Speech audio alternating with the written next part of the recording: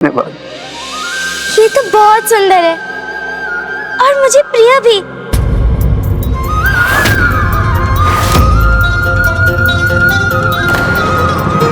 अपनी बिटिया को राजघराने के संस्कार और रीति रिवाज सिखाओ।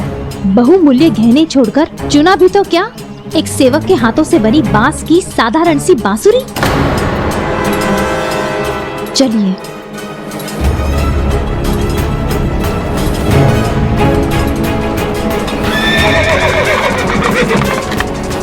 संसार के माया मोह में जो उलझे हैं उन्हें तो बस सांसारिक बातें ही समझ आएंगी ना, परमात्मा से संबंध कहाँ समझ सकेंगे वो। जैसे मीरा ने जिस बांसुरी को अपना माना वो और सभी के लिए बांस से बनी एक मामूली वस्तु थी, किंतु मुरलीधर से जिस भक्त का जन्म जन्मांतर का नाता था उसके लिए तो वो उनकी ही मुरली थी ना। मुरलीधर गिरधर गोपाल से जुड़ने का एक साधन। बिटिया, ये सब क्या एकत्रित कर रखा है? इन सब से क्या लेना देना है तुम्हारा? माँ, ये मुझे अपने लगते हैं। इनके साथ रहती हूँ तो खुशी मिलती है। किंतु बिटिया, आपको राजघराने के कर्तव्य और नियम भी तो सीखने होंगे, तभी तो जीवन में अच्छी बिटिया, फिर पत्नी और माँ का कर्तव्य निभा पाओगे, सुखी रह पाओगे, सभी का प्रेम मिलेगा, जीवन के और भी उद्देश्य पूर्ण होंगे। माँ, मेरे जीवन का उद्देश्य क्या है? जो सभी के जीवन का उद्देश्य नियत करते हैं ये तो वही बता सकते हैं बिटिया रानी, हमारे भगवान श्री हरि। दादाजी सा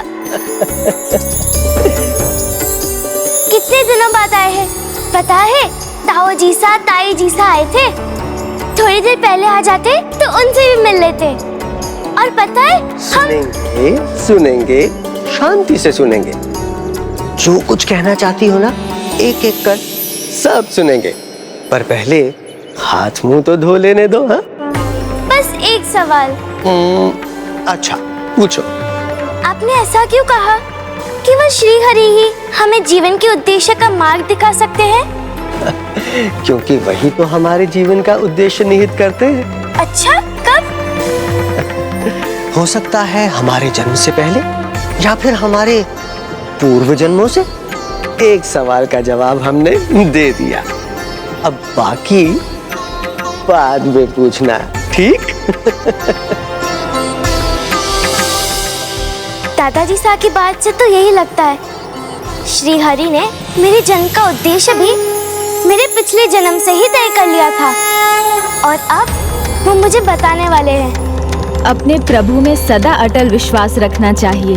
जीवन के किसी भी चरण में वही पार लगाते हैं, क्योंकि भक्त जब भी उन्हें पुकारता है भगवान सदा आकर उसका साथ देते हैं, उसका मार्गदर्शन करते हैं।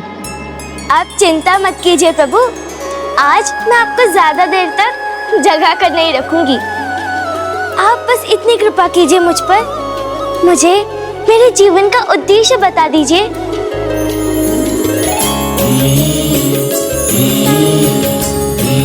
जल्दी से।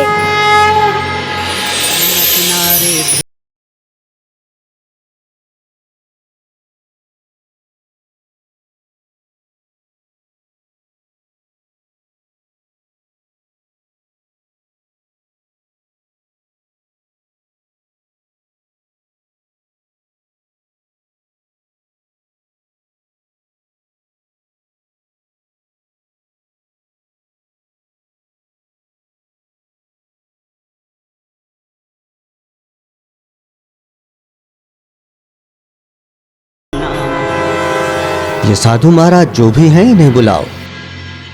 अत्यंत मधुर है इनका स्वर और इनके भजन में भक्ति का ऐसा रस है कि सुनने वाले का मन भी निहाल हो जाए।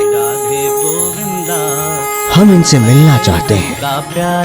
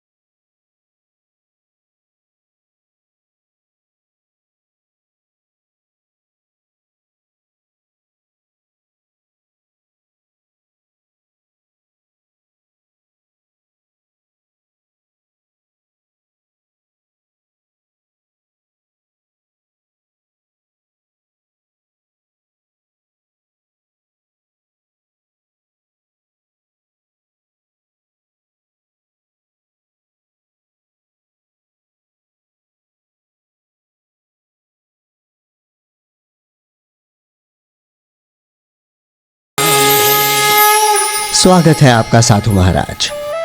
अद्भुत है आपका स्वर और अद्भुत है आपकी भक्ति।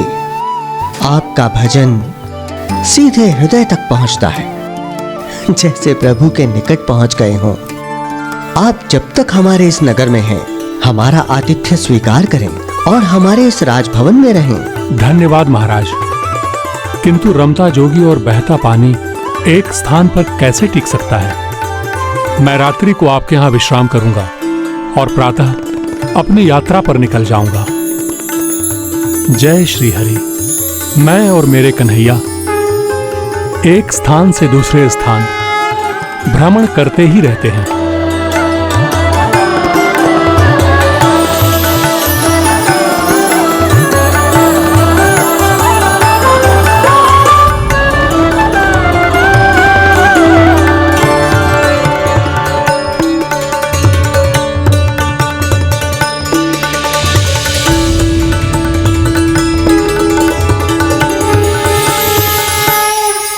अब आज्ञा हो तो भोजन प्रस्तुत करे साधु महाराज। भोजन तो संध्या वेला में होगा, वो भी प्रभु को भोग चढ़ाने के उपरांत। किसी भी वस्तु की आवश्यकता हो तो आदेश दीजिएगा। महाराज, एक सन्यासी को भला क्या चाहिए? ध्यान के लिए एकांत, फिर तनिक विश्राम।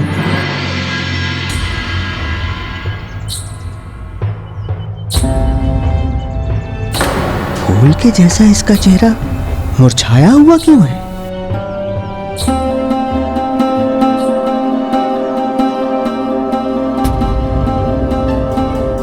अब साधु महाराज को किसी प्रकार का कोई कष्ट ना हो, इसका ध्यान तुम दोनों को रखना है। जी पिताजी।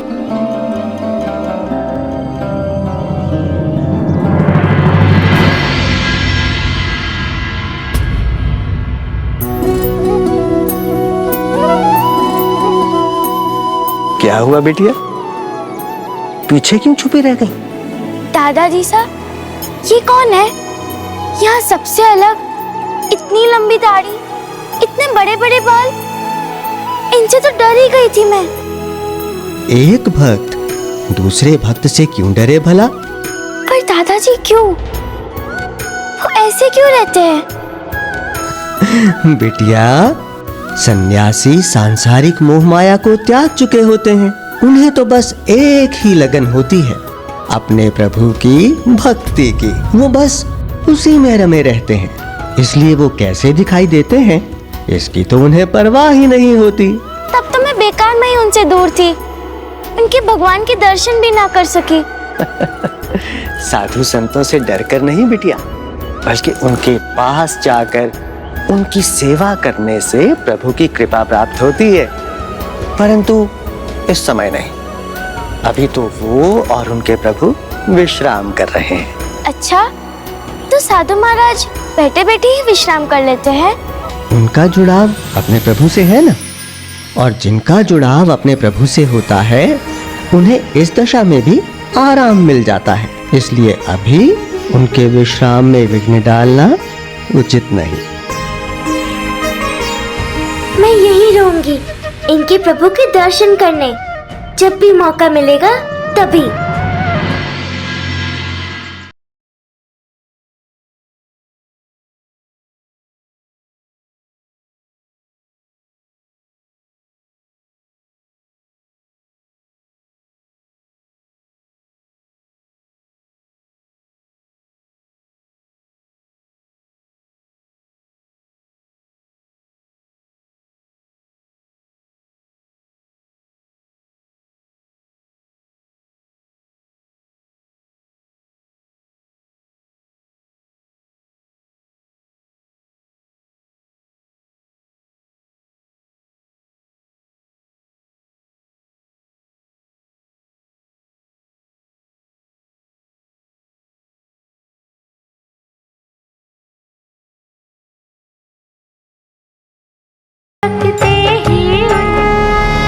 तुम कौन हो पुत्री, और इस कक्ष में क्या कर रही हो?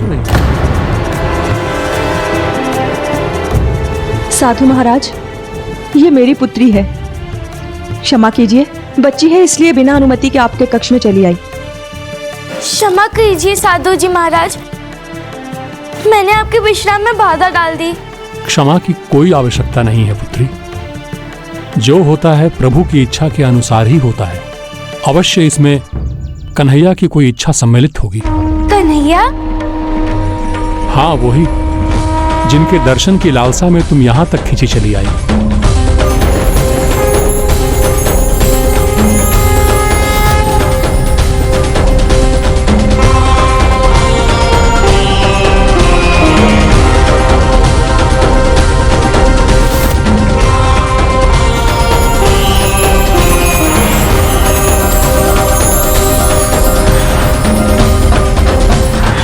ये है आपके कन्हैया? हाँ हाँ, यही है कन्हैया, श्री हरि के एक रूप। लोग इन्हें कान्हा भी कहते हैं, कृष्ण भी कहते हैं, कोई इन्हें मुरलीधर कहता है तो कोई माधव। तो अब मेरे गिरधर गोपाल बन जाइए ना।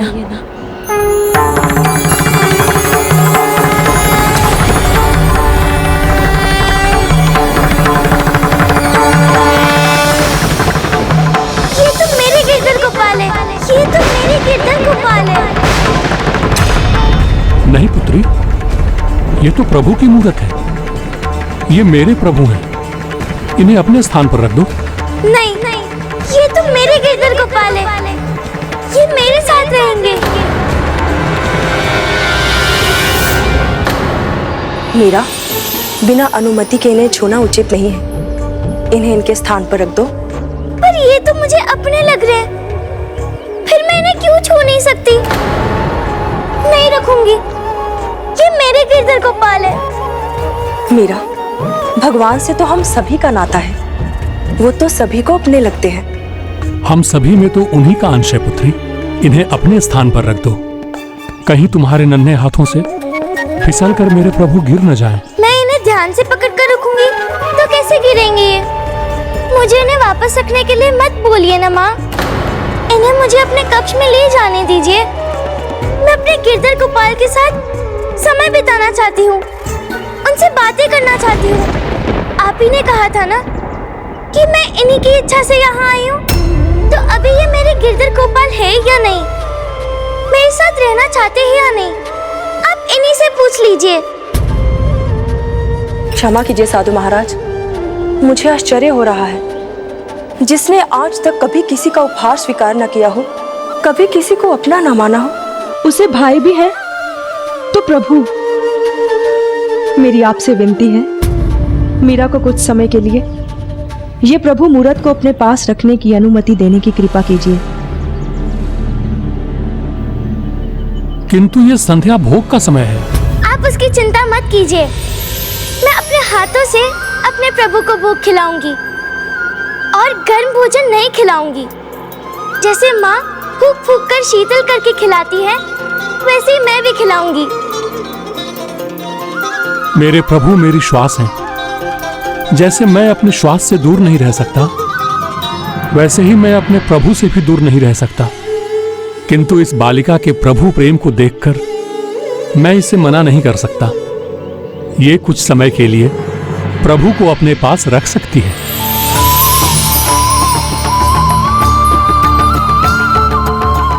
धन्यवाद।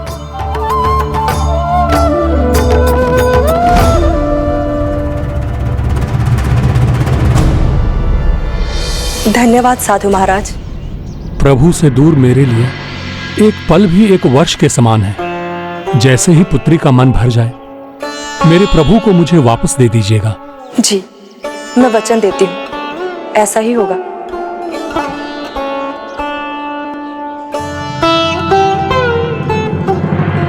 भक्ति का प्रेम कुछ ऐसा ही होता है। एक भक्त के प्रभु प्रेम से दूसरा भक्त प्रभावित हुए बिना कैसे रह सकता है? इतनी कम आयु में जब सब बालकों की रुचि खेल आदि में होती है, मीरा का प्रभु प्रेम तो अद्भुत था। ये तो मीराबाई के अद्भुत अलौकिक प्रभु प्रेम का आरंभ था जया मौसी। अब तो ये निरंतर बढ़ने ही वाला था। मीरा को उसके गिरधर गोपाल मिल ही गए। कब से ढूंढ रही थी आपको, पता है? पिछले जन्म से। अब जाकर आप मेरे सामने आए हैं। मैं तो आपसे कब से मिलना चाहती थी, पर पर आपको कभी मन नहीं हुआ मुझसे मिलने का? ओहो, मैं तो बातों में ही लग गई। साधु महाराज ने कहा था आपके भोग का समय है। आपको भूख लगी होगी ना? मैं अभी भोग लाई। भोजन के लिए आप दोनों का बहुत बहुत धन्यवाद। किंतु मैंने आपसे कहा था कि जब तक मैं अपने प्रभु को भोग नहीं चढ़ा देता, अनाज का एक दाना भी ग्रहण नहीं करता। यदि बालिका का मन भर गया हो तो मेरे प्रभु को ले आइए। आप चिंता न करें साधु महाराज, मीरा आपके प्रभु के लिए भोजन की थाली ले जा चुकी है।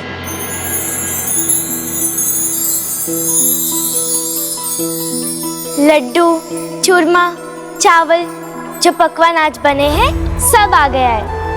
अब आप अपना भोजन प्रारंभ कर सकते हैं।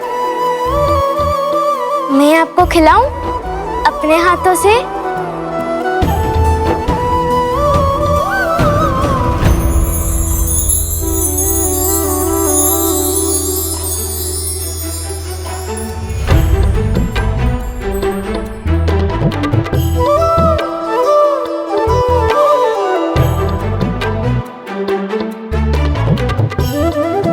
लगता है बस चखना था आपको, कुछ खाया ही नहीं आपने, सब बचा हुआ है। ये भी तो है, जब इतने सारे पकवान हो तो समझ ही नहीं आता क्या खाना और क्या छोड़ना। ये जो बचा हुआ है आप उसकी चिंता मत कीजिए, ये मैं खा जाऊंगी। माँ कहती है भगवान का भोग उनके चखने के बाद प्रसाद बन जाता है, तो ये तो प्रसाद हुआ ना, तो अब मैं इसे खा लेती हूँ।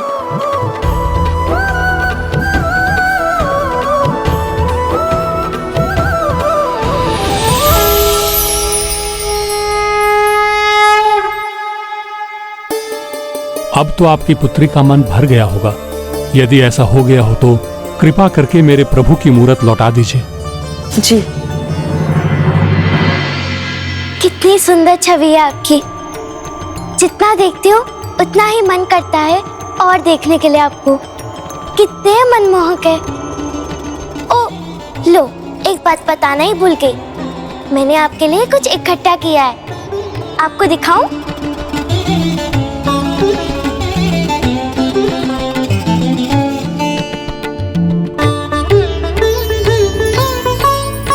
ये देखिए,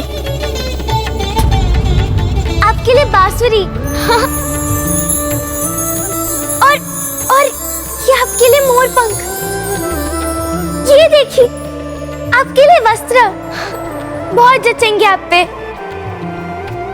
आज पहली बार अपनी मीरा को इतना खुश देखा है।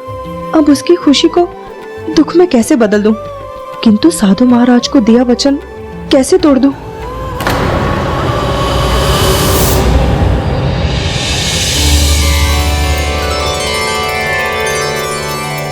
कह दी सब बातें अपने गिरधर गोपाल से, या अभी भी कुछ कहना बाकी है? देखिए ना माँ, बहुत कुछ बताया है इन्हें, पर अभी ऐसा लग रहा है बहुत कुछ बताना शेष है अभी। किंतु बिटिया, अब प्रभु भी तो साधु महाराज के पास जाना चाहते होंगे। नहीं, मैं मेरे गिरधर गोपाल को कहीं नहीं जाने दूंगी। वो मेरे हैं, मैं इन्हें अपने पास ही रखूंगी। आप कहीं नहीं जाएंगे।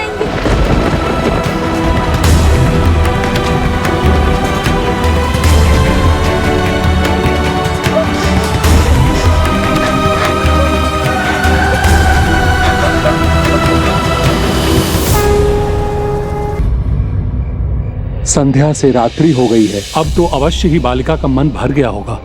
नहीं साधु महाराज, मैंने उसे समझाने का बहुत प्रयत्न किया, किंतु वो प्रभु का साथ छोड़ने को तैयार ही नहीं है। किंतु मैं अपने मन को कैसे समझाऊं?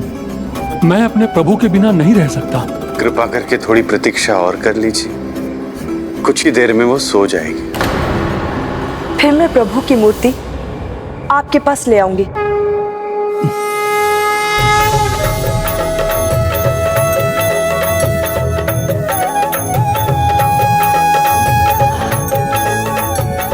हे मेरे गिरधर गोपाल, अब बहुत रात हो चुकी है, बाकी की बातें कल पर छोड़ देते हैं। अब आप ही सो जाइए। क्या हुआ? सो जाइए ना।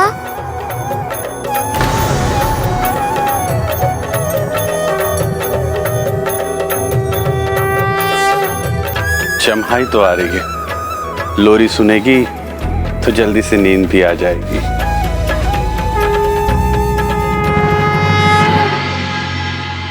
क्या हुआ मीरा, नींद नहीं आ रही क्या? मुझे तो बहुत नींद आ रही है माँ, पर देखिए ना, केजर गोपाल सो ही नहीं रहे, फिर मैं कैसे सोऊं? मीरा, हो सकता है वो भी तुम्हारी तरह लोरी सुनेंगे और उनको नींद आ जाएगी। लोरी नहीं, भजन, भजन सुना।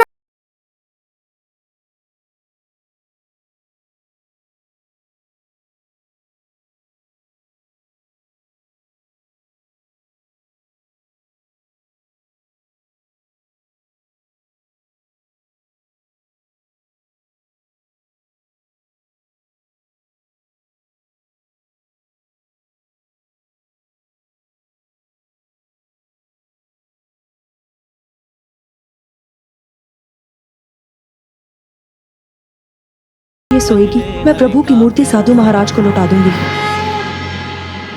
हे प्रभु, मेरे धीरज की परीक्षा मत लीजिए। और कितने समय मैं आपके बिना रहूंगा? अब वो दूसरा ही हट कर रही है, कह रही है जब प्रभु सोने के लिए अपनी आंखें बंद करेंगे तभी वो अपनी पलकें मूंदेगी। हे प्रभु गिरधर गोपाल, अब तो आंखें भी खुली रखना मुश्किल हो गई है। आप सो जाइए ना। आप अपनी आंखें बंद करेंगे तभी तो मैं सो पाऊंगी। गिरधर गोपाल, बंद कर लीजिए ना अपनी आंखें।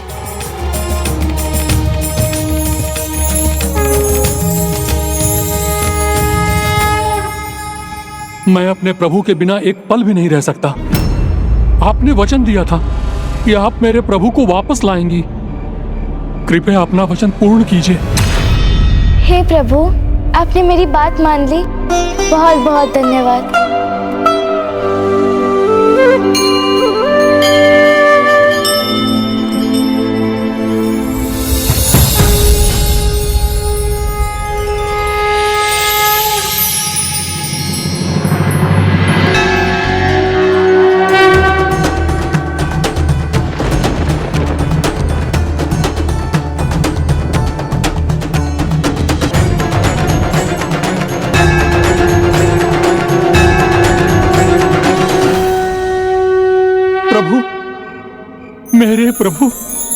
मेरे प्रभु को वापस लौटाने के लिए आपका बहुत बहुत धन्यवाद। अन्यथा आज की रात्रि असहनीय हो जाती। किंतु मेरी पुत्री, उसकी आंख खुलेगी और वो प्रभु को नहीं देखेगी तो वो कैसे रहेगी?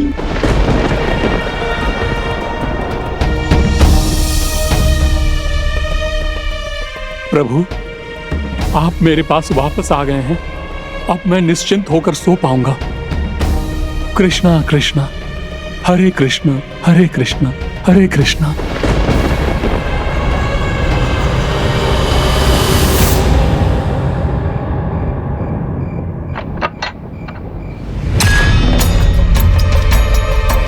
कौन कौन है?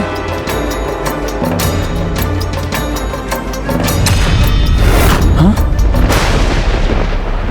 प्रभु, मेरे प्रभु कहाँ गए? मेरे प्रभु को कौन ले गया? कौन ले गया मेरे प्रभु को? प्रभु कहाँ गए? स्वामी, हमने प्रभु की मूर्ति तो लौटा दी, किंतु मीरा को कैसे समझाएंगे? मेरे प्रभु कहाँ हैं? कौन ले गया मेरे प्रभु को? प्रभु कहाँ गए?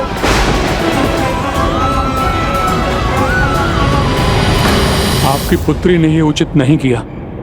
ये कैसा आतिथ्य है आपका? आपके यहाँ बार बार एक सन्यासी दुखी हो रहा है। मेरे प्रभु को फिर मुझसे दूर ले गई है आपकी बालिका।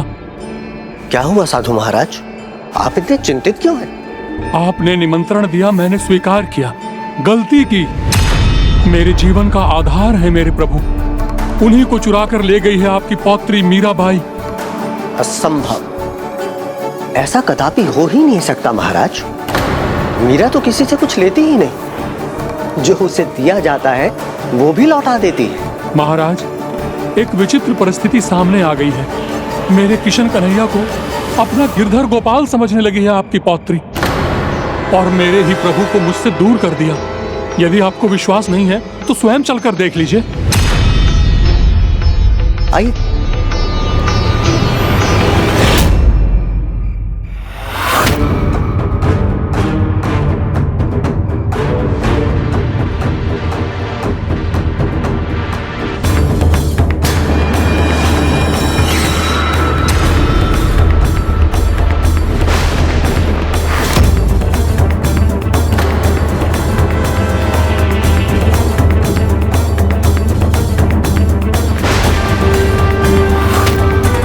जैसा साधु महाराज ने कहा था वैसा ही था। प्रभु की मूरत मीरा के कक्ष में थी। तो क्या मीरा ही उन्हें अपने साथ उठाकर लेके गई थी? हाँ गणेश जी, बताइए ना, क्या ये मीरा का ही कार्य था? नहीं, मीरा नहीं।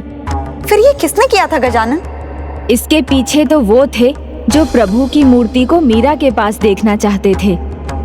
आपको मेरी बात पर विश्वास नहीं हो रहा था, अब स्वयं देख लीजिए।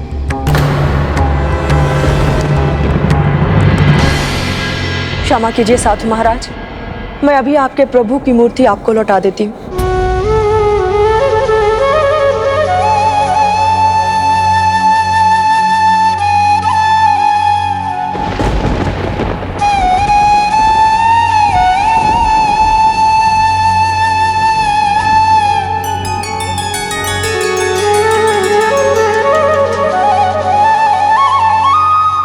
मेरे गिरधर गोपाल, मेरे गिरधर गोपाल।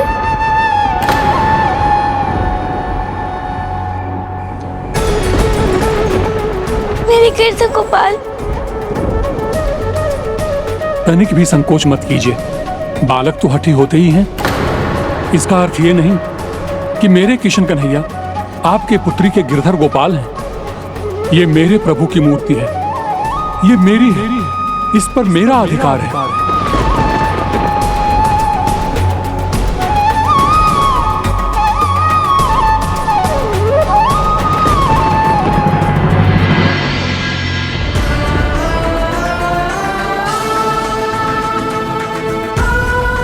मेरे गिरधर गोपाल।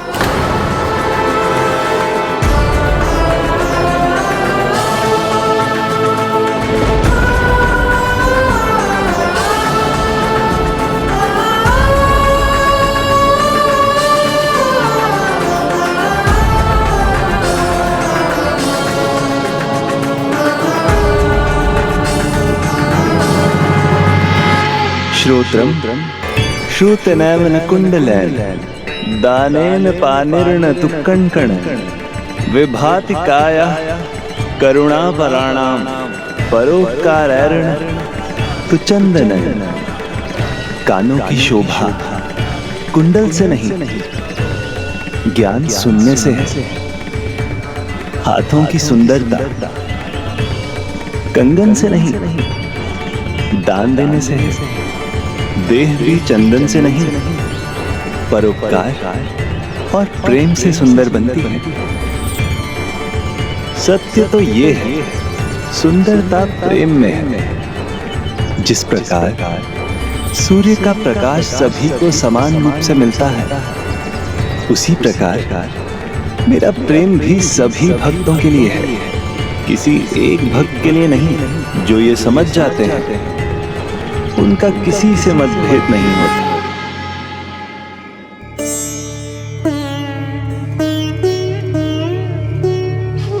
मेरी मीरा ऐसे कैसे कर सकती है?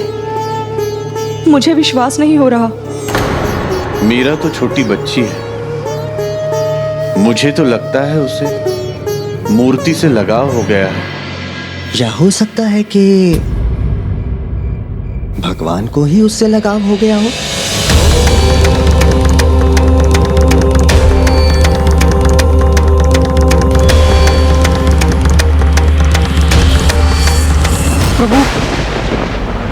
मेरे कृष्ण कन्हैया।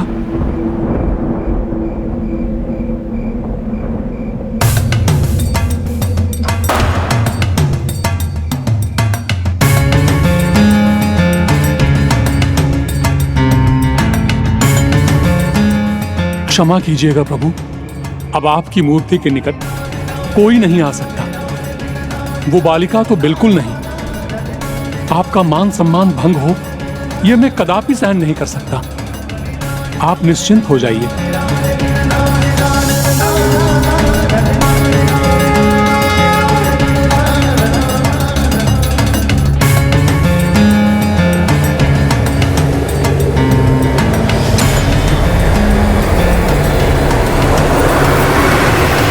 अपनी आंखें खुली रखूंगा। अब मैं एक पल के लिए भी नहीं सोऊंगा। देखता हूं वो बालिका आपको कैसे ले जाती है। मेरे गिरधर गोपाल, अब मेरे पास ही रहना, कभी दूर मत जाना। मेरे गिरधर गोपाल, अब मेरे पास ही रहना, कभी दूर मत जाना।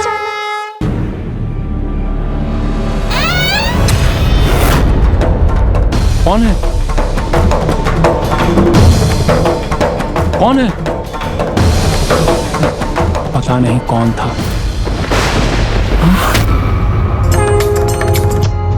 प्रभु,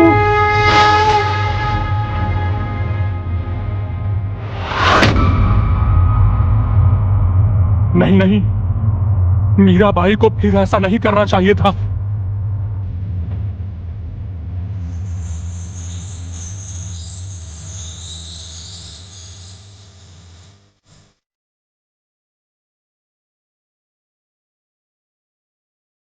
मेरे गिरधर गोपाल यही है, मेरे सामने।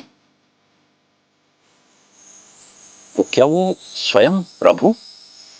हाँ पुष्पदंत जी, प्रभु अपना वचन कभी भंग नहीं करते। देवी माधवी को दिया वचन वो उसके इस जन्म में पूर्ण कर रही थी। महाराज साहब, मेरे साथ बहुत अन्याय हो रहा है। मीरा फिर मेरे प्रभु की मूरत ले गई। असंभव है साधु महाराज, हम उसी के कक्ष से लौट रहे हैं। वो तो सो रही है। सांझ को आज है क्या महाराज? चलिए मीरा के पास। आइए।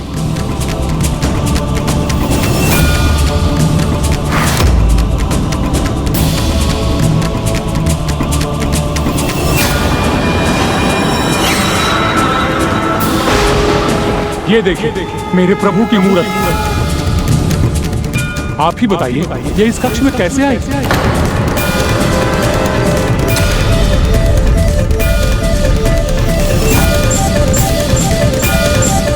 क्या हुआ साधु महाराज? अब तुम्हारी आंखें खुल गई हैं पुत्री, तो अपने माता पिता को बताओ कि मेरे कन्हैया की मूर्ति तुम्हारे कक्ष में कैसे आई। साधु महाराज, मेरे गिरधर गोपाल तो यही है। जब से मैं आपसे लेकर आई हूँ, फिर हम दोनों सो गए। झूठ बोलना पाप होता है पुत्री, और एक सन्यासी से झूठ बोलना महापाप। मैं झूठ नहीं बोल रही साधु महाराज, मेरे गिरधर गोपाल। अब हम और कुछ नहीं सुनेंगे। अब हम वही करेंगे जो उचित होगा।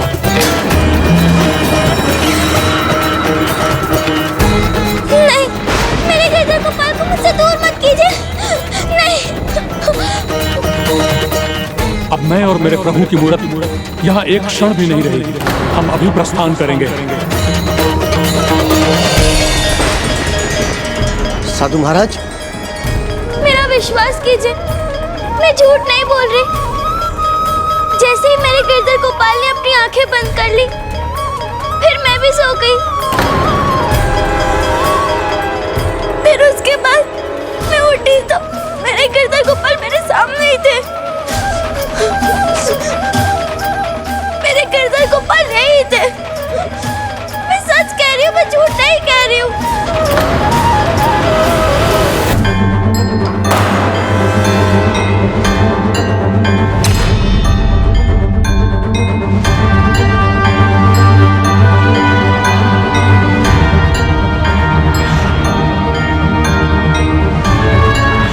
द्वार तो भीतर से बंद था, तो वो बालिका कक्ष में कैसे आई?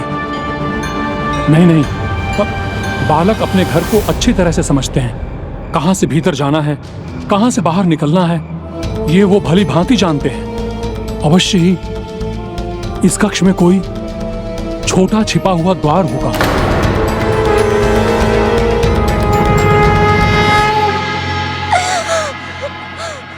नहीं बिटिया, मेरी बेटी कभी झूठ नहीं बोल सकती। क्या साधु महाराज मेरे गिरधर गोपाल को दूर ले जाएंगे क्या? बिटिया, कोई किसी को उसके भगवान से दूर नहीं कर सकता। तुम्हारे गिरधर गोपाल अगर तुम्हारे साथ ही रहना चाहते होंगे तो साधु महाराज उन्हें तुमसे दूर कैसे ले जा सकते हैं भला? प्रभु, अब मैं और आपकी मूर्ति दोनों यहाँ से प्रस्थान करेंगे। जय श्री कृष्ण।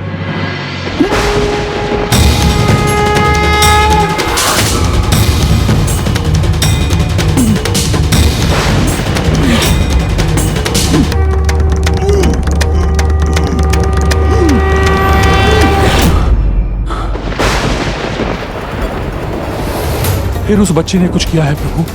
पहले वो आपकी मूर्ति उठाकर ले जा रही थी, वो पकड़ा मैंने, और अब मैं आपकी मूर्ति को उठा नहीं पा रहा हूं प्रभु।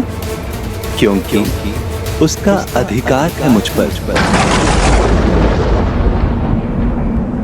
वो मुझे तुमसे दूर नहीं ले गई थी, मैं स्वयं गया था।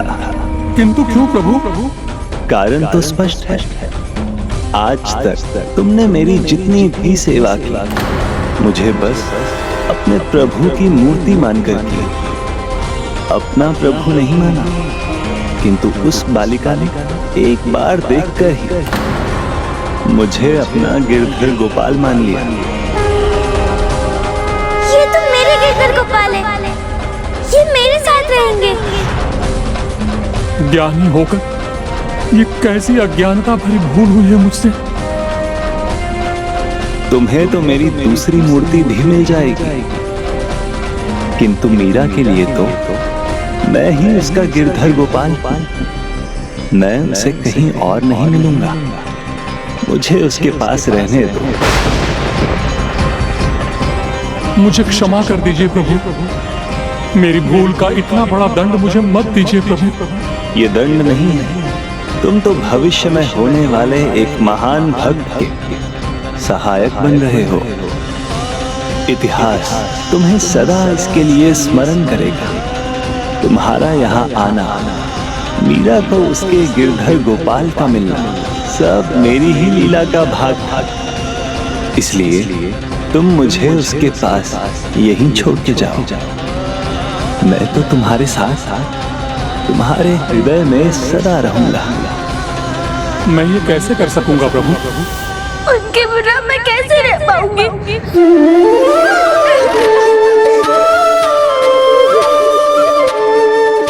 दोनों ही भक्तों के लिए वो रात कठिन थी। एक और वो साधु महाराज थे जिन्होंने अपना पूरा जीवन प्रभु सेवा में बिताया था, और दूसरी ओर थी वो भक्त जो अपना सर्वस्व प्रभु की भक्ति में न्यौछावर करने वाली थी। तो फिर क्या निर्णय लिया साधु महाराज ने?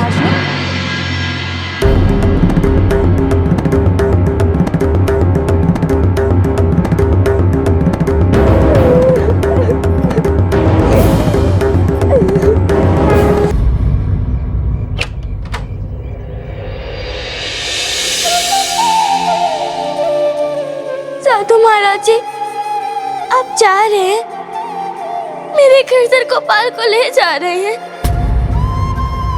एक अंतिम बार मुझे उनके दर्शन लेने की अनुमति दे दीजिए। क्या आप मुझे मेरे गिरधर गोपाल को अपने हाथों में पकड़ने देंगे?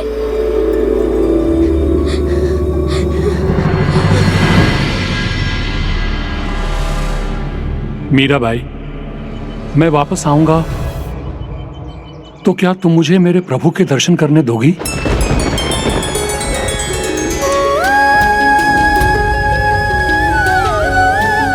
मेरे कन्हैया तुम्हारे गिरधर गोपाल हैं।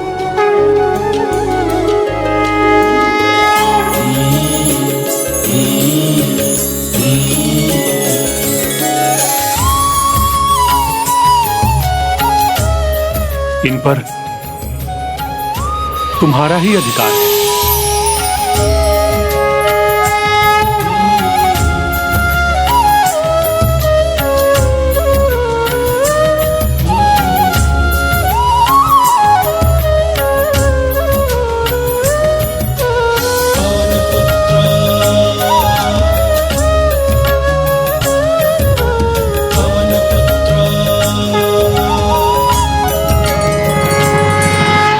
जो मेरे जैसे साधु को जीवन भर के तप से नहीं प्राप्त हुआ, वो प्रभु प्रेम तुम्हें बचपन में अपने जीवन के आरंभ में ही प्राप्त हो गया। तुम धन्य हो मीरा बिटिया, तुम धन्य हो। प्रेम ही तो है जिसने मुझे मेरे गिरधर गोपाल से जोड़ा है, जिसने मुझे मेरे गिरधर गोपाल से जोड़ा है। प्रेम में तो व्यक्ति अपना सर्वस्व समर्पित कर देता है, और वो तो हर तप से बड़ा तप है। प्रभु को तुम्हारा प्रेम भाव बहुत प्रभावित कर गया, इसीलिए प्रभु तुम्हारे प्रेम भाव से प्रभावित होकर तुम्हारे पास ही रहना चाहते हैं।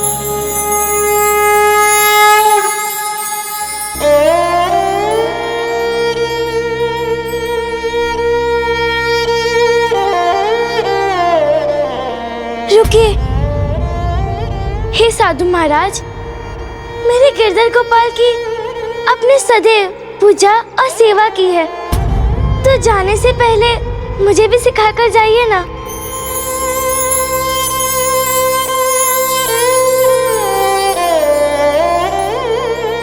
अवश्य। इस प्रकार माधवी ने जिस रूप में प्रभु की पूजा की थी, उसी रूप में प्रभु श्री कृष्ण मीरा के पास पहुंच गए थे, और यहीं से आरंभ हुई मीरा की वो यात्रा जिसके माध्यम से वो अपने प्रभु को साक्षात पाने वाली थी। उनकी पूजा करते समय तुम उनकी लीलाओं का पाठ कर सकती हो, उनके भजन गा सकती हो। उनकी लीला जैसे जन्म लेते ही प्रभु ने पूतना जैसी भयावह राक्षसी का वध किया। अनेकों राक्षस उनके पीछे पड़े हुए थे, किंतु सभी राक्षसों को मुंह की खानी पड़ी, और अपनी उंगली पर गोवर्धन पर्वत उठाकर चमत्कार किया।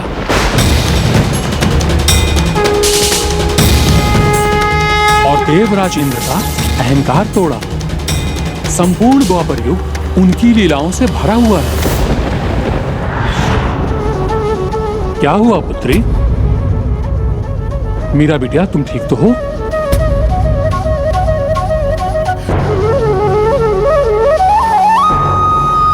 हाँ साधु महाराज, मैं पूजा विधि समझ गई। अब सेवा कैसे करनी है वो बताने की कृपा कीजिए। पुत्री का पिता के प्रति प्रेम, और संतान की माँ के प्रति ममता, और पति के प्रति पत्नी का प्रेम, इन तीनों भावों के साथ प्रभु की सेवा करनी चाहिए। आप इतने समय से अपने प्रभु के साथ रहे हैं, फिर आपको तो ये ज्ञात ही होगा कि उन्हें क्या भाता है। प्रभु का एकमात्र सबसे प्रिय आभूषण है मयूर पंख। वो तो मेरे पास पहले से ही है। मुरलीधर हैं हमारे प्रभु, इसलिए मुरली अर्थात बांसुरी की धुन उन्हें अति प्रिय लगती है। बांसुरी भी है मेरे पास। पीले पुष्प, पीले वस्त्र, और कोई भी भोजन इनको तुलसी दल के बिना नहीं भाता। और सबसे सर्वोपरि इनके लिए भक्त की भक्ति है। फिर मैं प्रभु के प्रति अपनी भक्ति कैसे कर सकती हूँ? उनके प्रति प्रेम से, उनके भजन कीर्तन से। भजन कीर्तन?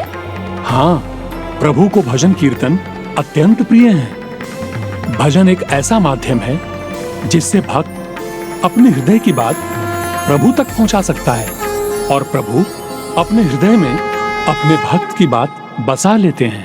भजन कीर्तन से? हाँ, मैं भी करूंगी भजन कीर्तन।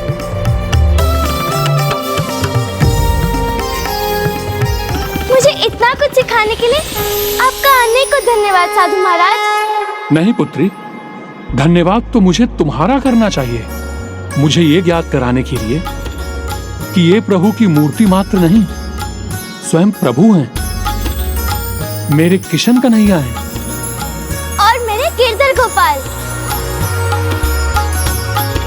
मीरा को उसके गिरधर गोपाल और उनकी भक्ति का साथ मिल गया था, तो वो और भी भक्ति में ही रमती चली गई और संत कवियत्री मीराबाई बनने के पथ पर उसने अपना प्रथम पग तब रखा जब वो प्रभु प्रेम में कविता के पद रचने लगी।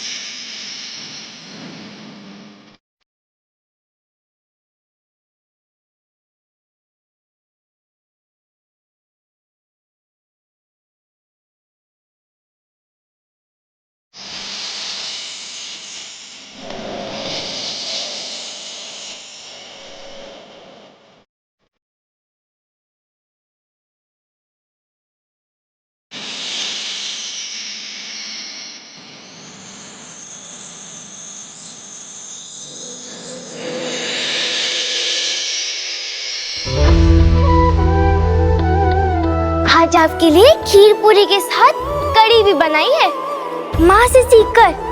स्वाद छोका हो उसके लिए थोड़ी सी हरी मिर्च भी डाली है। मुझे लगता है आपको बहुत पसंद आएगी।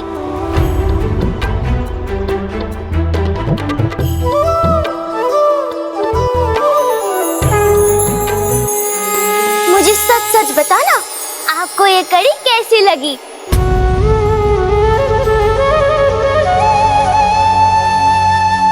स्वादिष्ट लगी ना मेरे हाथों की बनी कड़ी?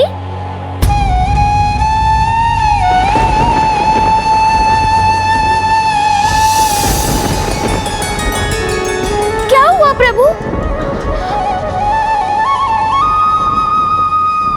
अधिक तीखी हो गई है कड़ी।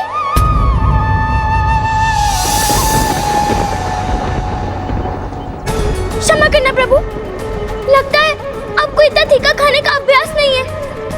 चल चल पी लीजिए। चल, मैं अभी आती हूँ आपके लिए चल लेके।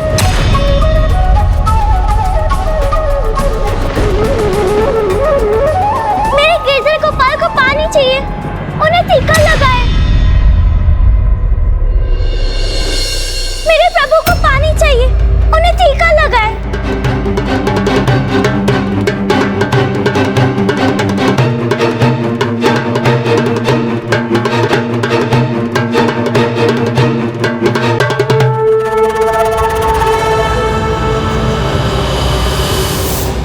प्रभु पानी पी लीजिए।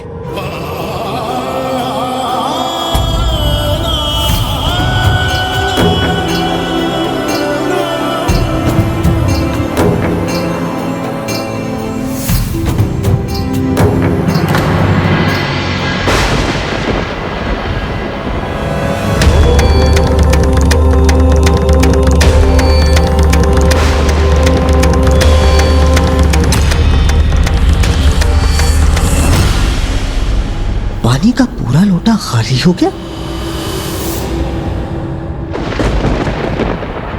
क्षमा प्रभु, मेरी पहली भूल समझकर मुझे क्षमा कर दीजिए।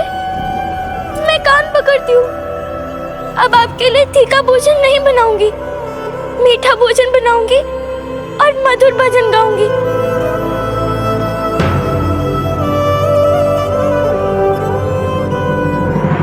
जो प्रभु की मूर्ति को साक्षात प्रभु मानती थी, उसके लिए ये कोई चमत्कार नहीं था। मीरा इसी प्रकार अपने भगवान के प्रति समर्पित होती जा रही थी और जो भक्ति से प्रेरित प्रेम उसके मन में था, उसने एक दिन उस प्रेम का रूप ले लिया जैसा गोपियों का अपने गोपाल के प्रति, राधा जी का अपने कान्हा के प्रति और देवी रुक्मणी का द्वारकाधीश के लिए प्रेम भाव था, अर्थात अपने प्रियवर के प्रति प्रेम।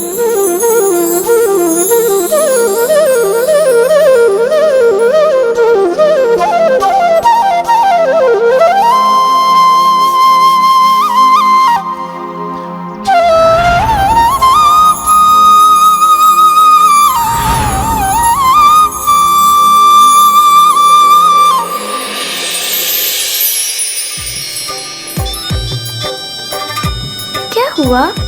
ये कैसा संगीत है?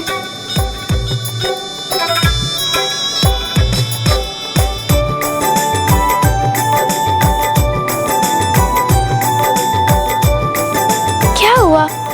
ये सभी क्या देख रहे?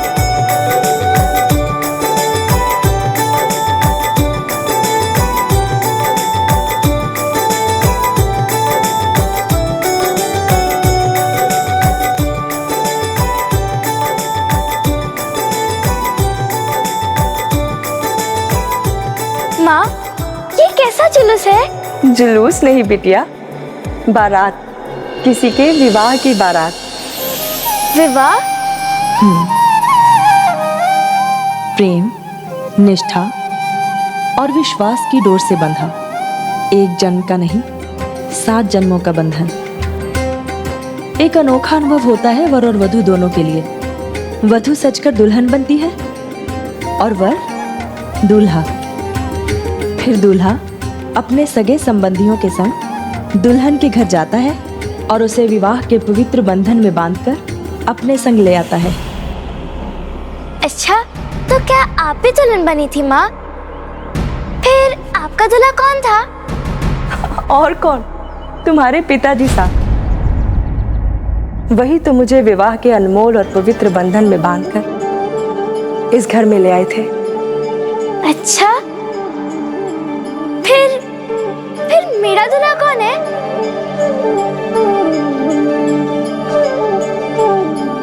बताइए ना माँ, मेरा दूल्हा कौन है? और कौन, तुम्हारे गिरधर गोपाल, तुम्हारे गिरधर गोपाल, तुम्हारे गिरधर गोपाल। उन्हीं के तो ध्यान में रहती हो दिन रात। ऐसा लगता है जन्मों का नाता है तुम्हारा इनके साथ। क्या आप सच कह रही हो माँ? मेरे गिरधर गोपाल ही मेरे दूल्हा है?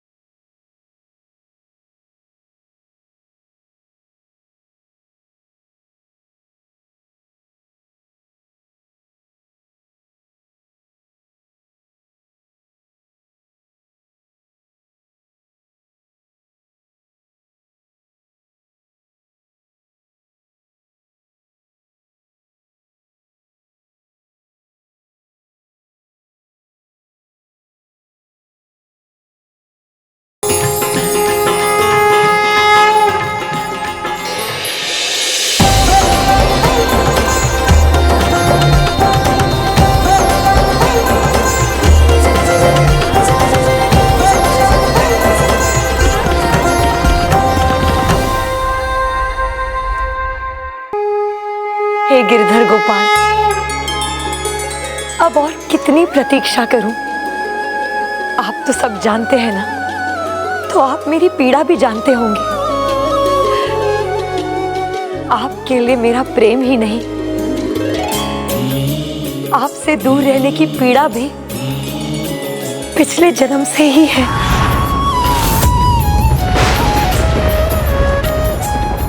आपके दर्शन की प्रतीक्षा लंबी से और अधिक लंबी होती जा रही है। पिछले जन्म की तरह कहीं इस जन्म की जीवन यात्रा भी बीत ना जाए। मैं तो प्रभु दरस दीवानी, मेरो दर्द न जाने कोई, तेरी मैं तो प्रेम दीवानी, मेरो दर्द न जाने कोई, मीरा की प्रभु पीर मिटेगी, जद वैद सावरिया हो। अगर ऐसा ही रहा तो तुम्हारी बिटिया एक दिन जोगन बन जाएगी देवरानी साहब।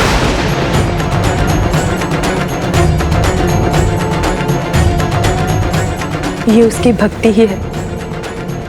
मैं अपनी पुत्री को जानती हूँ, पूरा भरोसा है मुझे उस पर। वो अपने कर्तव्य और दायित्व से कभी मुख नहीं मोड़ सकती। हे मेरे गिरधर गोपाल, आपने जो पीड़ा दी है मुझे, उसका उपचार भी अब आप ही करेंगे।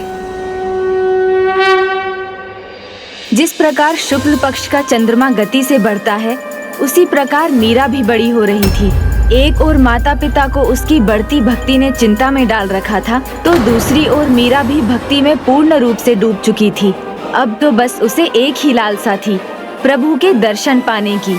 और उसी लालसा में मीरा उन गुरु बिहारी दास के पास जा पहुंची, जिन्होंने उसका नामकरण संस्कार किया था।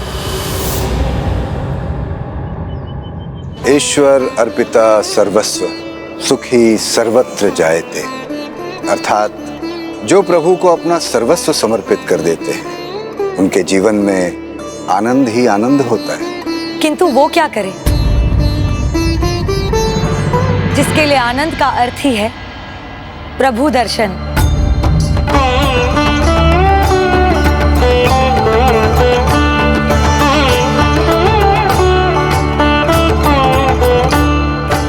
प्रणाम गुरुवर।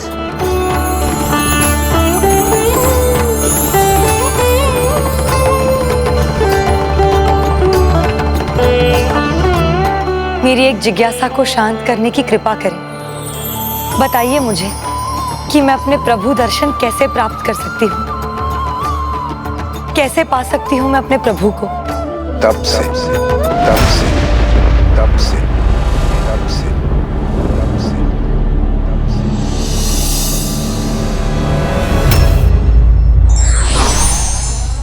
प्रेम और आस्था दोनों पर किसी का वश नहीं, और जहाँ दोनों हो, ईश्वर की दृष्टि भी वहीं होती